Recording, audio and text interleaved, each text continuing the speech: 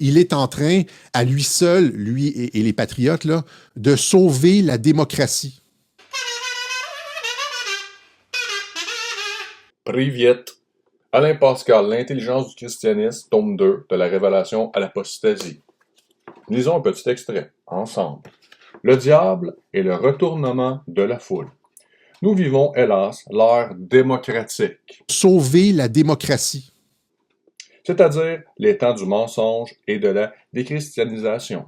Les adeptes du diable mentent au peuple en leur faisant croire que la démocratie pacifiera le monde, alors que cette utopie mensongère est entre les mains de forces occultes dont le but n'est pas politique, mais religieux. Éradiquer la tradition chrétienne, guerre religieuse qui implique la violence.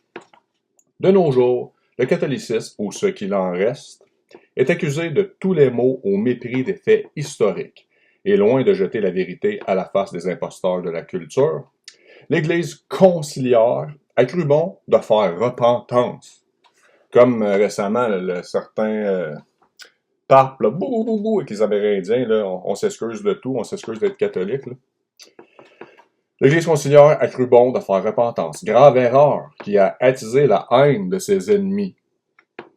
Il est donc possible que demain, les catholiques soient martyrisés avec l'assentiment des masses, trompés par le diable, et qui seront bien sûr, elles aussi, victimes, au final, comme la Révolution française. D'ailleurs, Alain Pascal vient de sortir un autre livre aujourd'hui à propos de la Révolution française, que j'ai commandé, bien entendu.